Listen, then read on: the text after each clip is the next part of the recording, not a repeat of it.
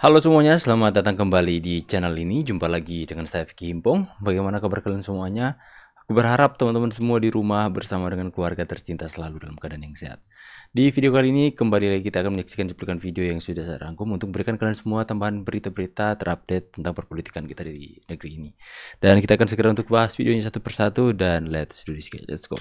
Pas Pampres kaget langsung loncat dari panggung kejar Mas Wapres yang turun temui relawan yang kepanasan di lapangan. Wah, luar biasa kepedulian dari Mas Wapres itu yang teman-teman.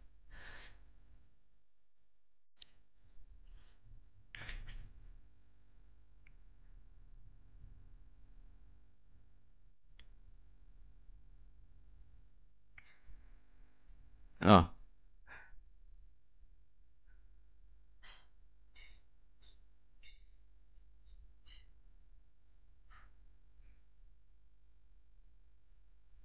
dijaga ketat.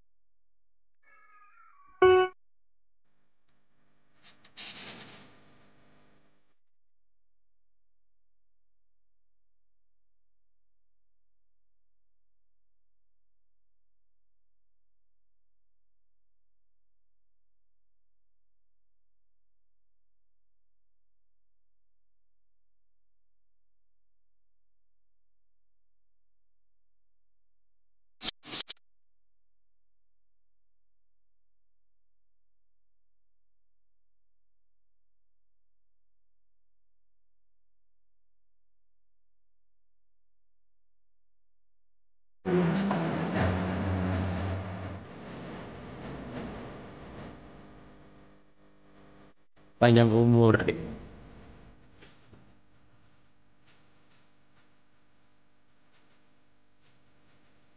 Ya, kalau teman-teman notice di sini teman sama seperti Pak Prabowo ya.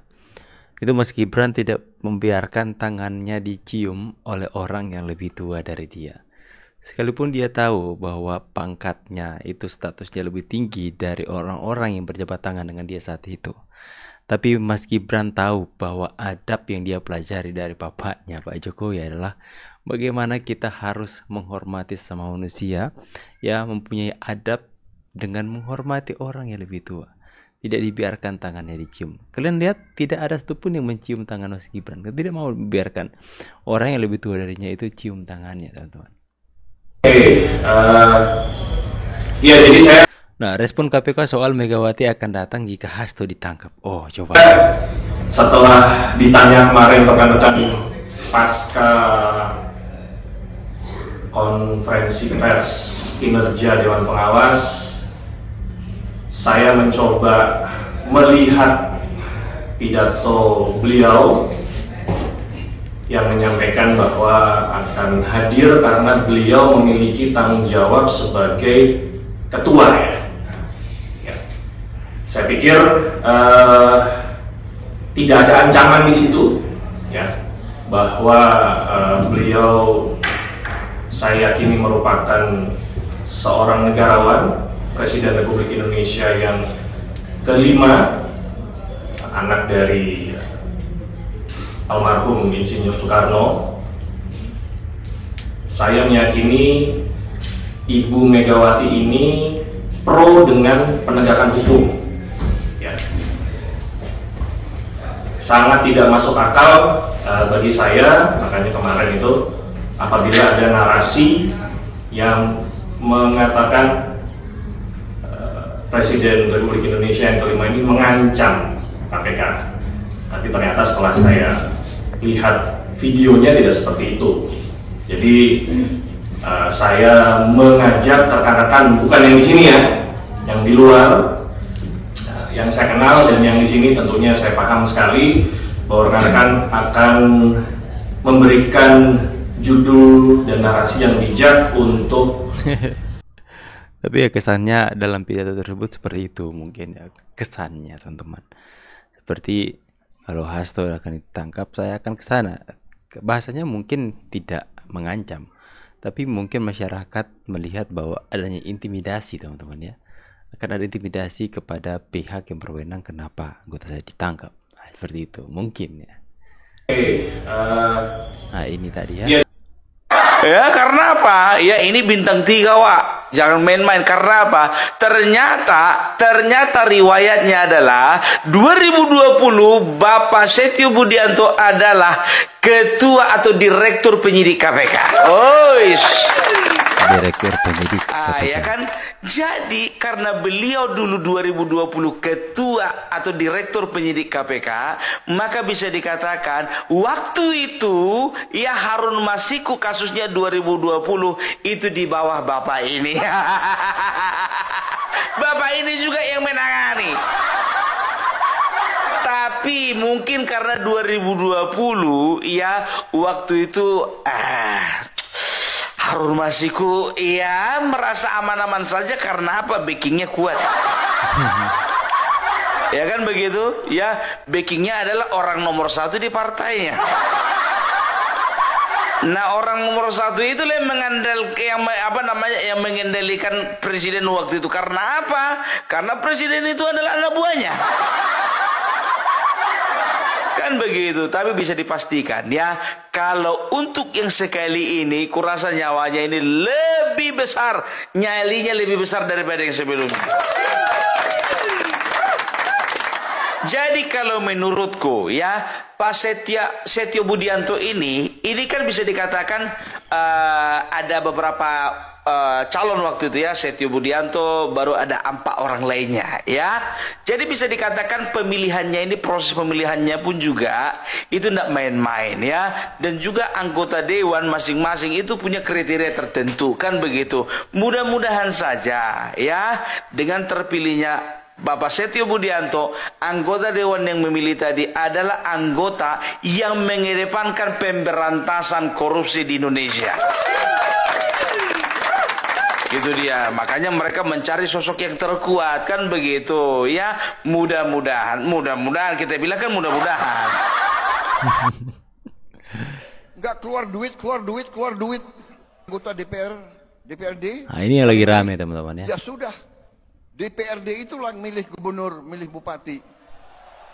Ini sebetulnya begitu banyak ketua umum partai di sini, sebenarnya kita bisa putuskan malam hari ini juga. Gimana? Bapak Prabowo Subianto sebagai Presiden Republik Indonesia yang saya dambakan, yang saya hormati, dan saya adalah salah satu warga Republik Indonesia, di mana saya adalah pendukung Bapak untuk menjadi Presiden Republik Indonesia. Tapi untuk kali ini Pak, saya sebagai pendukung Bapak, saya tidak setuju apa yang Bapak sampaikan. Saya tidak setuju apa yang Bapak sampaikan terkait dengan Bapak bilang bahwa pilkada tentunya tidak perlu lagi diadakannya pemilu. Itu menurut saya keliru Pak. Jadi Bapak juga jangan bercermin atau jangan melihat seperti negara-negara tetangga seperti Malaysia, Thailand dan lain-lain seperti yang Bapak bilang tadi. Itu salah Pak. Negara-negara mereka itu ya penduduknya aja sedikit. Ya kan? Ya teman-teman ya, jadi ini menjadi kontroversi pernyataan Pak Prabowo kemarin. Ada yang mengatakan bahwa sistem orde baru akan ditetapkan, ada yang mengatakan bahwa ini benar Pak Prabowo mau pancing ini agar supaya orang-orang elit-elit akan menggoreng ini. Dan banyak sekali pandangan-pandangan dalam hal ini. Ada plus dan minusnya. Kalau saya masih ada di area abu-abu teman-teman ya. Ya mungkin Pak Prabowo ya banyak sekali memangkas-mangkas untuk pengeluaran negara yang tidak terlalu penting teman-teman ya. Tapi kalau menurut saya hal ini adalah penting ya, kalau itu pemilihan dilakukan secara pemilu teman-teman ya. Entah apa itu harus berdasarkan pemilihan dari rakyat. Baju sih murah 150, sepatu 150 ya kan? Apa namanya? Sandal dan 150. Mungkin total di badan Pak Jokowi itu kalau hubungannya dengan baju ya 600-700 ribu sekali pasang. Tapi jangan tanya hasrat kekuasaannya. Gede banget. Saking gedenya, nggak pernah kita temukan pemimpin macam begini di Republik ini. Siapa pemimpin di Republik ini dalam kurun 10 tahun menjadikan anaknya wali kota, menantunya wali kota? Hebat dong, kan anak-anaknya menantunya dipilih sama rakyat juga. Tuh ikut pemilihan umum, rakyat yang milih kok. Lucu ini. Lalu anaknya jadi wakil presiden. Siapa di Republik ini yang punya hasrat kekuasaan model begitu? Ternyata yang 100 ribu, 200 ribu citra aja untuk menutupi yang sesungguhnya yang terjadi dalam dirinya apa? Hasrat berkuasa yang sesungguhnya. Kodari selalu dalam hati mengatakan, Miserki, gue tuh yang usung 3 periode. Ya, kata Kodari itu. Tetapi didiamin sama presiden. Baju sih murah, 100. Sakit hatinya nggak sembuh-sembuh teman-teman. Jokowi ataupun Fufufafa dan semua kroni-kroninya yang terlibat seret ke pengadilan. Ini provokator nomor 1 betul. Saya dengan tulus, dengan sangat hormat kepada yang kami hormati Bapak Presiden Haji Prabowo Subianto. Tolong Pak, bersihkan pemerintahan Bapak dari orang-orang yang bermasalah. Baik bermasalah dengan korupsi, bermasalah dengan Firsa, bermasalah dengan penghasutan, bermasalah dengan pengancaman pembunuhan para pendeta, bermasalah dengan apa lagi? Bermasalah dengan terorisme. Anda itu. Bermasalah dengan judi, bermasalah dengan pelanggaran HAM, bermasalah dengan segala kemungkaran dan kerusakan negeri. Jangan mereka dibiarkan, proses hukum, tegakkan keadilan bagi bangsa Indonesia. Yuk kita hormati pemerintah Pak Jokowi. Saya bukan membela orang, terus terang aja. Untuk apa sekarang saya, apa itu istilah tentara, ngolor, menjilat, ya kan? Bukan saya bela-bela Pak Jokowi karena person, tidak. Saya mau katakan apa adanya. Kalau ada kekurangan, kita semua ada kekurangan. Semua pemimpin ada kekurangan. Jangan memfitnah, jangan menyerang. Kita semua punya kekurangan. Kita sebagai yang muda berani juga ngoreksi. Tapi ngoreksinya dengan cara yang baik, yang sopan. Saya kira itu ajaran ustadz-ustadz saya. Saya bukan orang yang terlalu baik. Agama saya akui di depan Muhammadiyah. Aku akui. Tapi saya ingat ajaran ustadz-ustadz saya. Tidak boleh dendam, tidak boleh maki-maki. Ya, iya, Pak Prabowo semenjak bergaul karib dengan Pak Jokowi dan pemerintahan, itu yang dulunya saya lihat aura Pak Prabowo ini begitu seram, menakutkan. Ya, tiba-tiba auranya jadi positif sekali teman-teman ya. Luar biasa sekali. Dan saya percaya banyak yang akan cinta sama Pak Prabowo seperti mereka cinta kepada Pak Jokowi. Ya, mereka mencintai Pak Jokowi sama dengan Pak Prabowo hari ini. Karena benar-benar ya, Pak Prabowo sudah mendapatkan kecipratan aura positifnya Pak Jokowi. Dan saya jadi menggemari Pak Prabowo hari ini teman-teman ya. Terbaik sih Bapak Prabowo. Kalau saya berpendapat Megawati itu sudah has been. Dan kalau dia pintar, dia sekarang mundur, masih terhormat. Besok kalau dia buat kesalahan-kesalahan yang lebih fatal lagi, kan celaka dia. Siapa lagi yang menghormati dia? Dia anak Soekarno boleh saja. Gua cucu Soekarno, mau apa? Kan gitu. Jadi makanya saya bilang, ya sudahlah, the past has been the past. Ya toh, jadi tapi ini bukan sifatnya Megawati. Secara khusus Megawati ini pendendam dikenal. Jadi karena itu untuk memperbaiki hubungan itu paling sulit. Lalu menurut Prabowo dia sudah 3 kali, 4 kali minta ketemu, nggak mau ketemu. Ya gitu. Oh, udah minta ketemu, Pak. Kalau menurut dia tapi semua itu sudah diminta untuk bisa ketemu. Sultan Jogja lah, hantu semua hantu sudah minta. Ya, enggak. Tapi dia nak mau apa?